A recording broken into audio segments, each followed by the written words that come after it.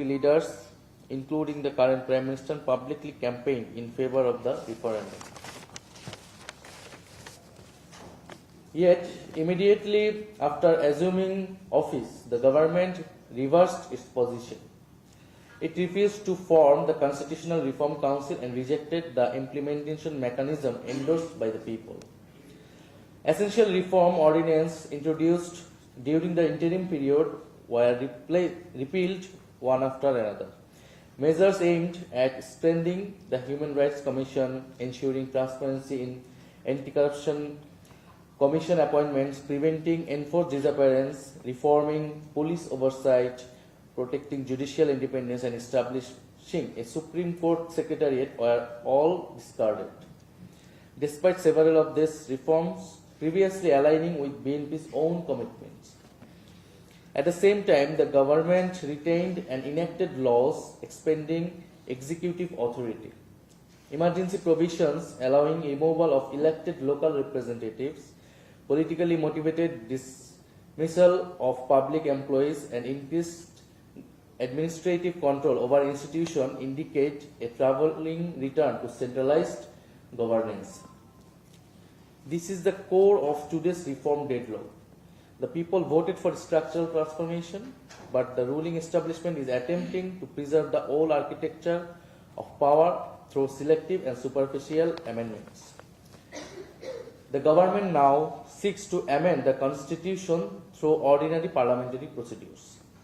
Yet Bangladesh's constitutional history demonstrates the fragility of such an approach. Major amendments under successive governments, including 5th, 7th, 8th, 13th, and 16th amendments, were later struck down by the judiciary for violating the Constitution's basic structure. Any attempt to impose fundamental structural change through ordinary amendments alone risks creating another cycle of constitutional instability and political confrontation. This is why we continue to demand the immediate formation of the Constitutional Reform Council in accordance with the referendum mandate. Genuine constitutional reform must be participatory, transparent, and rooted in popular sovereignty.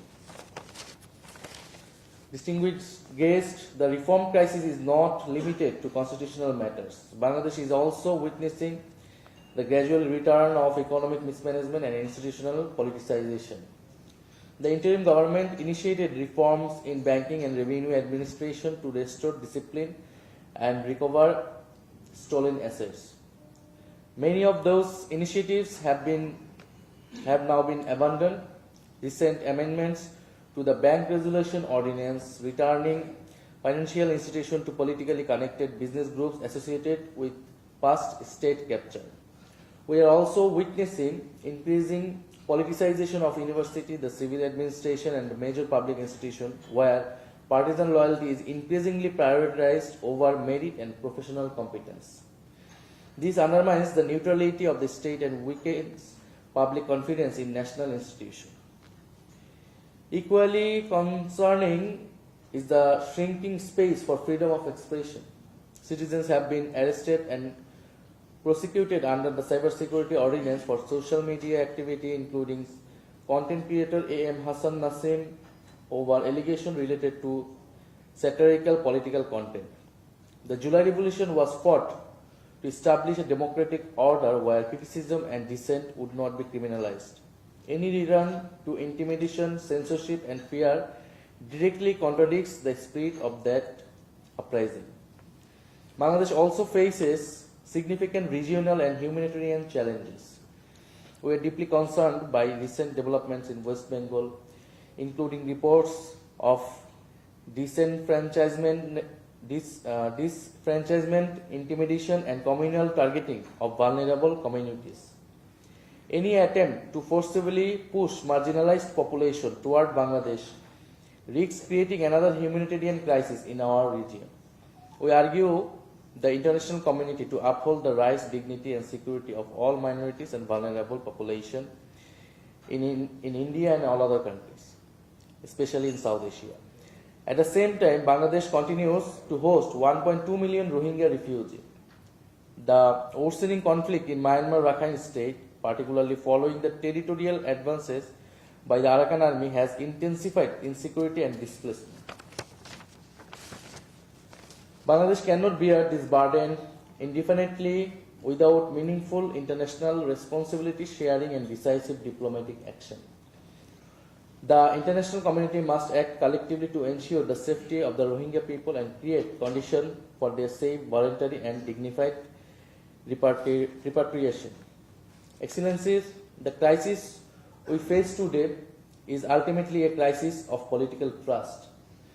The people of Bangladesh participated in a democratic uprising, endorsed reform through a referendum, and hoped for a transition toward a more accountable and inclusive republic. If those commitments are abandoned, public faith in democratic institutions may once again collapse. The National Citizen Party believes sustainable stability cannot be achieved through concentration of power, suppression of dissent, or symbolic reform. Stability can only emerge from democratic legitimacy, institutional independence, constitutional accountability, and respect for the sovereign will of the people. Despite the obstacle before us, we remain hopeful. Bangladesh has always moved forward through the courage and resilience of its citizens. We believe the democratic spirit awakened during the July Revolution cannot be permanently suppressed. The struggle for a democratic state based on justice, accountability, plurality, and human dignity continues. We remain committed to pursuing that struggle peacefully, democratically, and constitutionally, both inside Parliament and beyond it. Thank you once again for your presence, your attention, and your continued engagement with the people of Bangladesh. May peace, justice, and democracy prevail. Thank you very much.